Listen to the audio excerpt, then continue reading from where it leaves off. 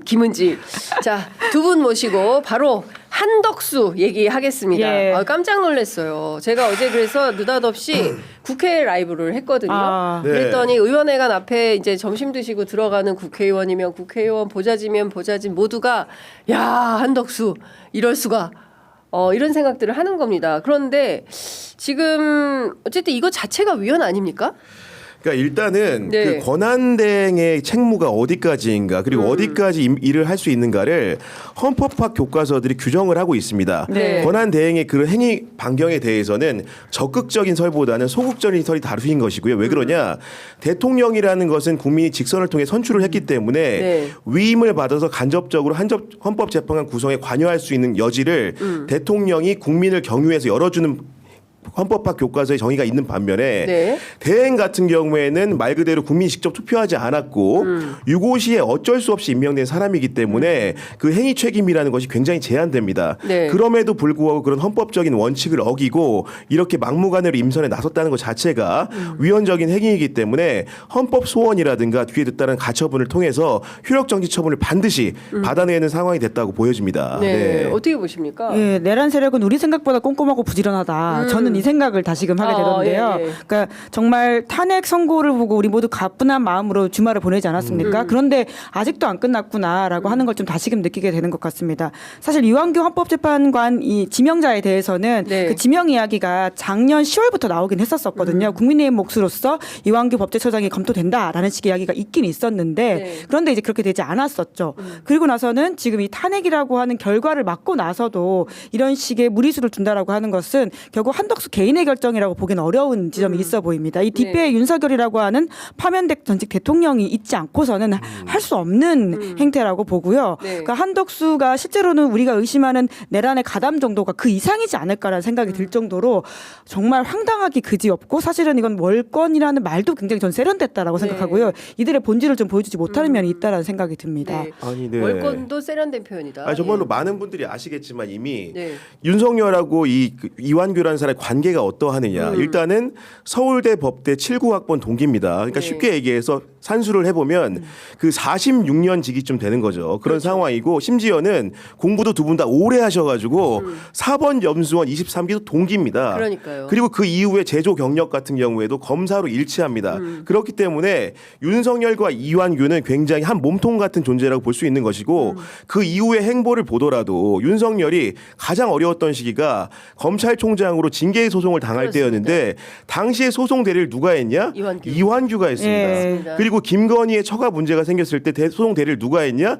이완규가 한 겁니다. 예. 이쯤 되면 예. 윤석열, 김건희 부부와 이완규가 어떤 관계인지를 짐작할 수 있는 것이고 한덕수가 국민의 심판을 통해서 헌재 재판관 8명의 만장일치로 파면된 그 윤석열을 등에 업고 이런 말도 안 되는 인사를 했다는 거에 대해서 국민뿐만 아니고 전 세계가 공노할 일이 아닐 수가 없습니다. 그러니까요. 저는 이거 쟁점을 좀 세분화해서 봐야 된다고 생각하는데 네. 이제 보통 이완규에 대한 이야기 그리고 한덕수에 대한 이야기라 두 가지로 크게 나뉘지 않습니까? 네. 그러니까 누가 봐도 이완규가 헌법재판관으로 적절하지 않다라고 하는 것은 뭐 대부분의 합의 사항인 것 같습니다. 네. 그런데 그에 앞서서 한덕수가 진짜 그런 걸 할 수 있는 자격이 있느냐라고 하는 문제가 전 더 네. 앞서서 짚어져야 된다고 생각을 하는데요. 그러니까 크게 두 가지인데 권한대행으로서의 권한이 진짜 있느냐라고 하는 부분도 있고요. 설사 권한대행으로서 권한이 있다고 하더라도 한덕수는 그 자격이 있는가에 네. 대한 부분이 있다고 봐요. 그러니까 네. 권한대행으로서는 소극적으로는 행사를 해야 되는데도 불구하고 과거에 그래서 헌법재판관 3명 임명하지 예, 않았습니까? 그렇죠. 예. 그래놓고서는 이제 와서 한다라고 하는 것은 권한대행의 행태들을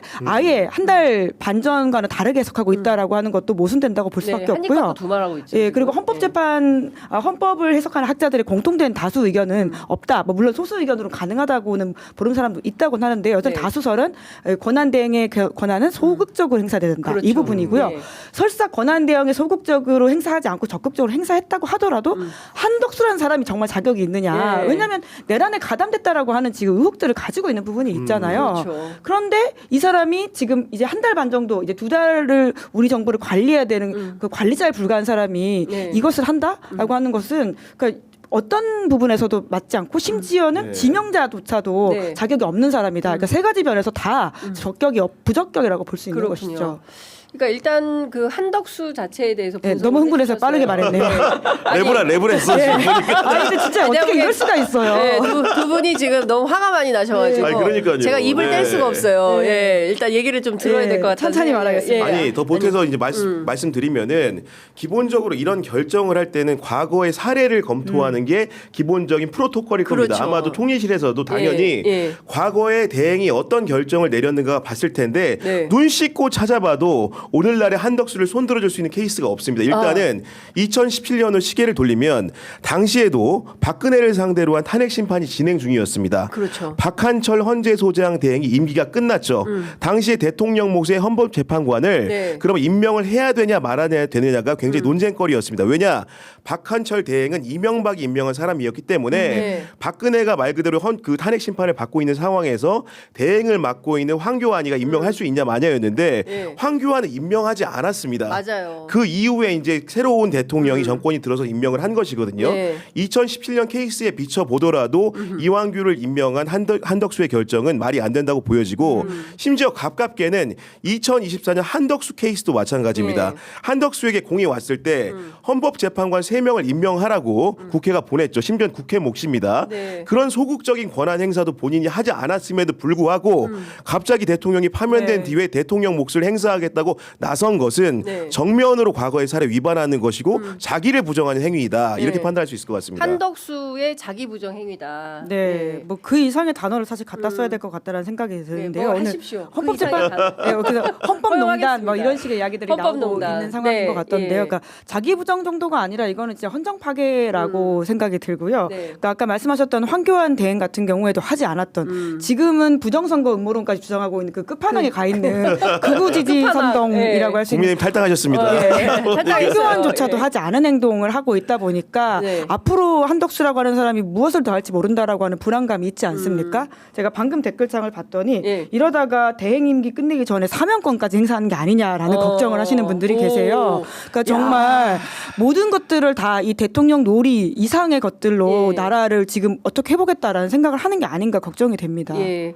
아, 야, 그 생각은 못했어요, 진짜. 대행으로서 사명권. 사실은 헌법재판관을 임명한다라고 하는 대통령 예. 몫의 행사라고 하는 것도 아주 적극적인 예. 권한이거든요. 근데 거의 지금- 사면권에 준하다고 네. 볼 수 근데 있죠. 지금은 뭐 형사재판 시작도 안 했기 때문에 14일부터 시작하는 형사재판이 그렇죠. 아무리 네. 빠르게 한다고 하더라도 60일 안에는 끝날 수 없어서 아, 윤석열 남아있는 사면은- 윤석열 뭐 세력들 윤석열 뭐 예를 들어 세력들에 최은순 대한- 씨 뭐 이런 분들이 뭐 사면은 됐지 그러니까 지금 나와 있긴 하지만 네. 복권의 가능성도 있다 뭐 이렇게 야. 갑자기 퍼뜩 떠오르네요. 물론 그런 일이 그런 없어야 일은 되겠지만요. 불가능하겠죠. 왜냐하면은 이게 뭐 사면이 아무 때나 하는 것도 맞아요. 아니고 네. 만약에 한덕수 대행이 대행의 자격으로 사면한다 이러면요 4.19 납니다. 아니, 그럼요. 네. 이제는 이제 한덕수에 대해서 그러니까 저는 이제 한편으로는 아쉬워요. 그때 탄핵을 했어야 그러니까요. 했다. 한덕수 예. 탄핵을 했어야 됐다. 그 못한 후과를 지금까지 치르고 있다. 이제 이런 생각이 좀 드는 건데요. 찬찬히 하나하나 더 여쭤보도록 하죠. 이완규에 대해서 분석을 좀 해주셨어요. 네. 그 사실 가장 크게 의심받고 있는 게 12월 4일 그 밤. 그렇습니다. 예, 네. 안가 회동. 그 삼청동 안가에서 도대체 무슨 얘기를 한 거냐.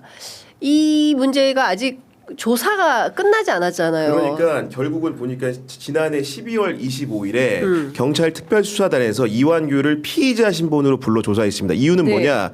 12월 3일 날 계엄이 4일 새벽으로 넘어간 상간에 끝났고 그 이후에 분명히 정부 차원에서 사후 대처를 논의하는 자리가 있었을 거라는 의심이 수사팀에 있었던 것이고 그날 적격이었던 자리가 뭐였냐면은 안가에서 네. 이튿날인 12월 4일 저녁에 4인이 회동한 겁니다. 누구냐? 이상민 전 행안부 장관, 그 다음에 박성재 법무부 장관, 그리고 이제 그 김주현 민정수석 여기에 더해서 이완규 법제처장에 낀 것인데 이상민은 말할 것도 없이 윤석열의 충복인 것이고 네. 나머지 3명 같은 경우에는 검찰 출신으로서 윤석열을 한마음 한뜻으로 보위하는 사람들입니다. 그렇기 때문에 그날 자리에서 어떤 이야기들이 오갔는지를 규명하는 것이 내란 사태의 마지막 퍼즐을 맞출 수 있는 부분임에도 불구하고 그런 수사를 개시했지만 수사에 가서도 실제로는 제대로 진술하지 않고 않고 많은 부분에 있어서 함구를 했죠. 네. 게다가 거기다 더 이상을 보여준 것은 이분이 검사 출신임에도 불구하고 휴대전화를 교체했다는 겁니다. 맞아요. 그건 기본적으로 증거인멸 사유라는 게 분명해 보이는 것이고 그렇습니다. 떳떳한 사람이 왜 휴대전화를 왜 교체했겠습니까? 그날 그 시각에 있었던 말 그대로 캥기는 것이 있었기 때문에 네. 휴대전화를 교체했다고 볼 수밖에 없기 때문에 이런 부분에 대한 수사가 분명히 60일 이후 대선을 치르게 되면 반드시 추가적으로 규명돼야 되는 부분임에도 불구하고 선제적으로 헌법재판관을 임명해서 네. 내란을 입막음하려는 시도를 한덕수가 한 것으로 판단할 수밖에 없다고 보여집니다. 네. 그러니까 이게 일종의 이제 내란 공동체적 행동을 예. 감행한 것이다. 그러니까 서로 주거니 받거니 봐주고 밀고 땡기고 해주는 상태 아니냐라는 의심을 안 할 수가 없는 건데 저는 제일 황당했던 게 국회 나와서 해명하는 것도 기가 막혔어요. 그러니까 그 휴대폰 바꾼 것과 관련해서는 네. 불편한 오해받는 게 싫어가지고 그렇게 했다. 코미디죠, 코미디 완전. 예. 불편한 오해 받기 싫어서 아니, 오해 그랬다. 받으면 한강에 던지죠 그냥. 오해 받기 싫어서 그러니까. 네. 네. 오히려 안 받을 거면 오히려 보존해놔서 다 그렇죠. 제출해서 네. 보여주는 게 맞지 않습니까? 내가 분명하게 한 게 없어라고 그걸 증좌를 내놓는 게 오해를 벗는 길이지 오해받기 싫어서 휴대폰 바꿨어요. 이게 말이 됩니까? 그런 주장을 하고요. 또 하나는 그냥 연락이 와서 갔는 게 아는 게 없어가지고 그냥 한숨만 쉬다 왔다. 그리고 그 연말 가기 전에 한번 보자 그래서 본 거다. 네. 연말 가기 전에 하필이면 왜 내란이 직후. 나고 계엄 직후에 그것도 딱 법조만 핵심 법조만 딱 모여서 회의를 했겠습니까? 이게 말이 되냐 싶어요. 이런 해명들을 네. 보면 굉장히 뻔뻔하다 이완규도 그런 생각이 좀 드는데 어떻게 보세요? 그리고 이제 윤건영 의원이 관련해서 이제 오랫동안 파헤치지 않았습니까? 네. 윤건영 의원의 이야기는 결국 그 4인의 모임은 윤석열 변호인의 모임이었을 것이다. 이렇게 이제 향후에 윤석열이 저질러 놓은 일에 대한 법리적인 네. 서포트 그리고 이후에 논리 전개를 그때 어떤 식으로 할지가 정리되었을 것이다라는 의심을 하고 있고요. 그렇기 때문에 그날의 어떤 상황을 파헤치는 게 굉장히 중요한데 맞습니다. 지금 모든 게 꽉 막혀 있지 않습니까? 네. 경호처 수사가 거기서 완전 막혀 있기 때문에 지금 드러나지 않는 것인데 예. 이러한 이완규의 행태라고 하는 것이 만약에 헌법재판관이 된다라고 한다면 우린 사상 최초로 포토라인에 서게 된 헌법재판관의 모습을 볼 수도 있다라는 생각이 들고요.